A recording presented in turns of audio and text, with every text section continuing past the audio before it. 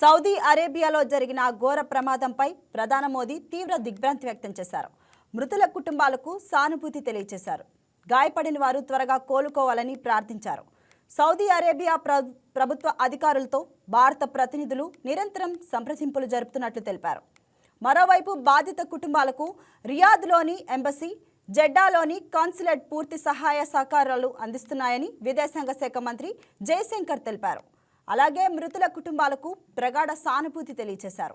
గాయపడిన వారు త్వరగా కోలుకోవాలని ప్రార్థించారు. ఇప్పటికే ఈ దుర్ఘటనపై సీఎం రేవంత్ రెడ్డి తీవ్ర దిగ్భ్రాంతి వ్యక్తం చేశారు. సహాయక చర్యలు చేపట్టాలని అధికారులను ఆదేశించారు.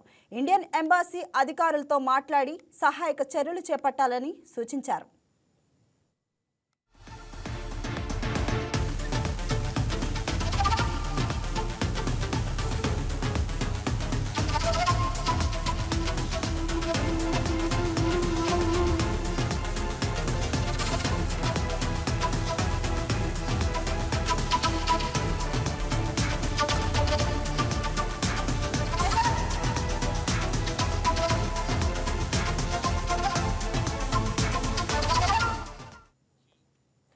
హైదరాబాద్ మెహదీపట్నంలోని ఫ్లై జోన్ ఏజెన్సీ ద్వారా నిర్వాహకులు టికెట్లు బుక్ చేశారు.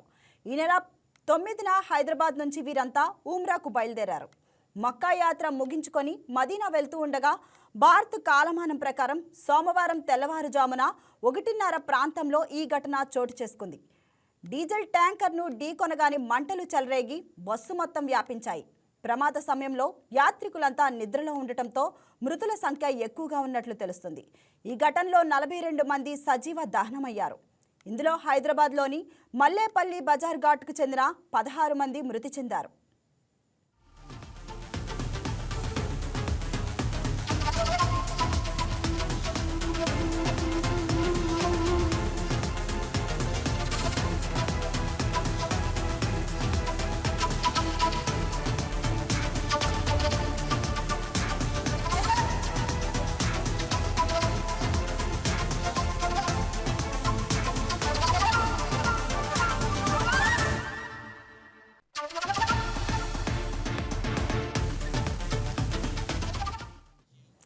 ఒకే కుటుంబానికి చెందిన 7గురు మృతి చెందడంపై బంధువులు శోకసంద్రంలో మునిగిపోయారు.